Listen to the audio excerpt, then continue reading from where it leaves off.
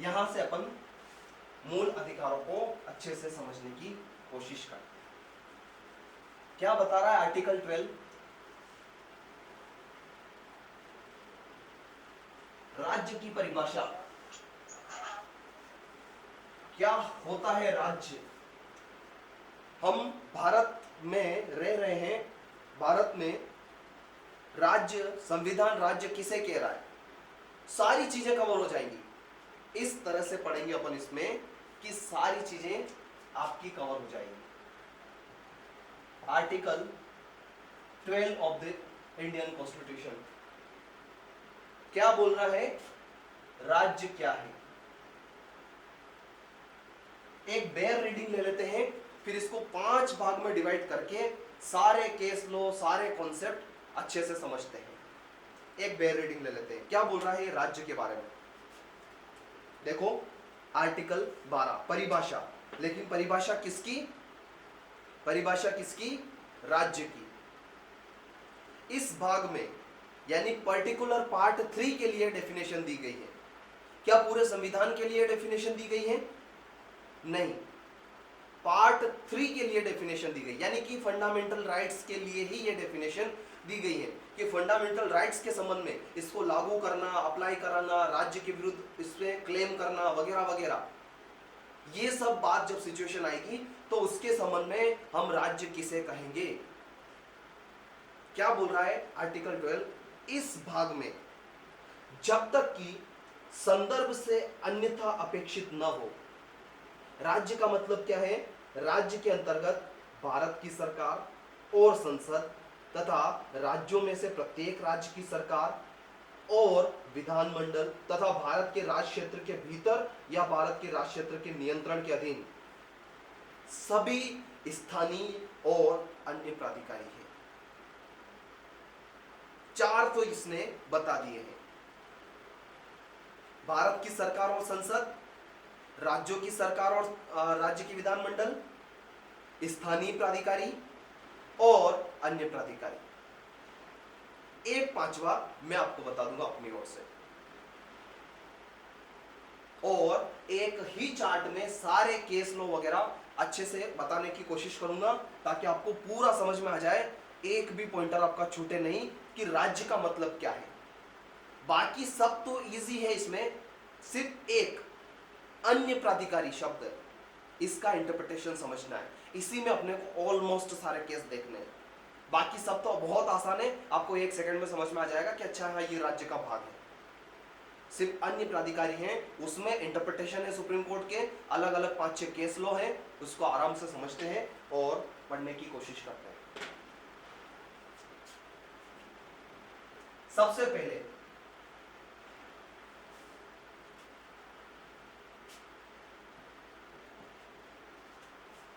पहले क्या है?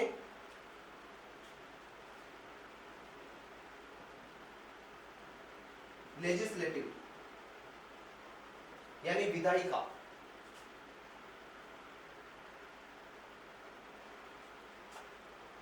दूसरा क्या है? एग्जीक्यूटिव यानी कि कार्यपालिका। तीसरा क्या है? लोकल अथॉरिटी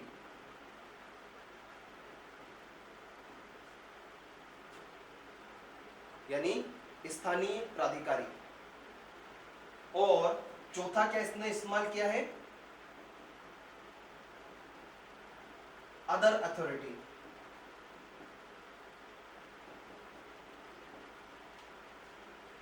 ये 4 इसने इस्तेमाल किए हैं।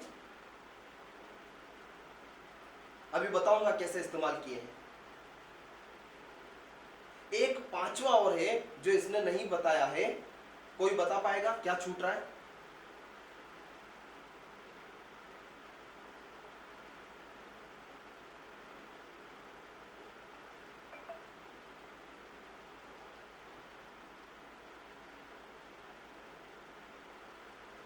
एनीवन?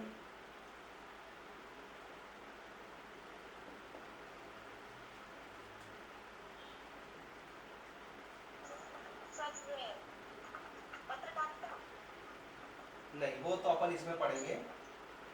एक और है लास्ट, जुडिशरी।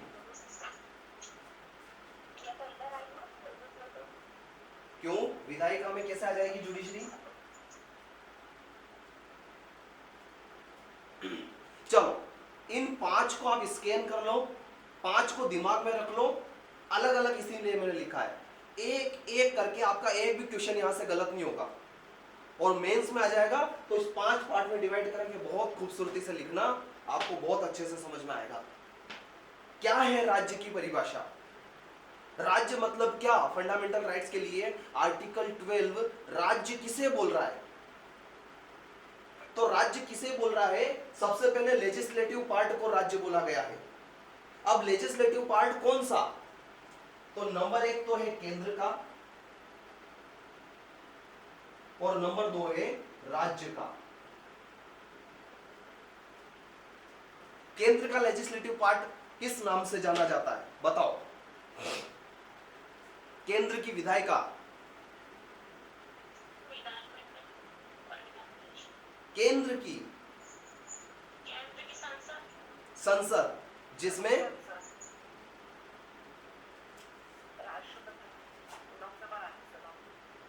लोकसभा और राज्यसभा होती है। क्या ये राज्य का हिस्सा है? बिल्कुल ये राज्य का हिस्सा है, क्योंकि ये लेजिस्लेटिव में कवर हो रहे हैं। इसी प्रकार से राज्य सरकार में, राज्य में क्या क्या होते हैं? तो राज्य में विधानसभा होती है, ये तो हर राज्य में होती ही होती है विधानसभा, लेकिन कुछ जगह पर क्या होता है? एक और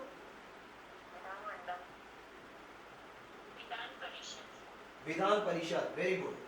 विधान मंडल तो इन दोनों को मिलकर के बोला जाता है, संसद इन दोनों प्लस राष्ट्रपति को मिलकर के बोला जाता है। लोकसभा, राज्यसभा प्लस राष्ट्रपति, ये क्या हो गया? संसद। और विधानमंडल, विधानसभा और विधान परिषद दोनों के मिलकर विधानमंडल। तो चाहे केंद्र का हो चाहे राज्य का हो, चाहे केंद्र का हो चाहे राज्य का हो, ये लेजिस्लेटिव पार्ट आर्टिकल 12 क्या बोल रहा है? ये राज्य का हिस्सा है। इसके आगे कुछ छूटता है क्या? कुछ नहीं छूटता है। लेजिस्लेटिव में कुछ नहीं छूटता है, तो लेजिस्लेटिव इसने कवर कर दिया। अब दूसरा हिस्सा है,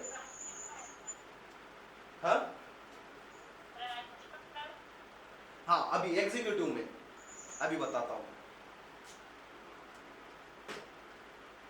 दूसरा हिस्सा एग्जीक्यूटिव।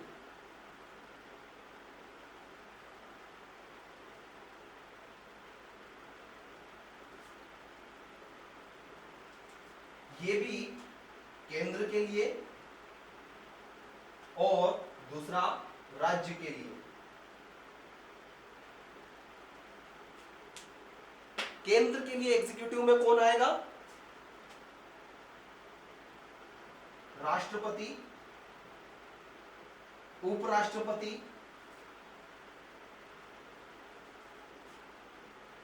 प्रधानमंत्री,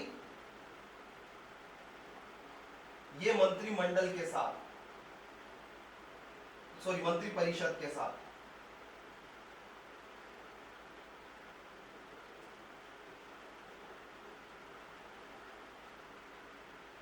इसी प्रकार से राज्य के लिए राज्यपाल,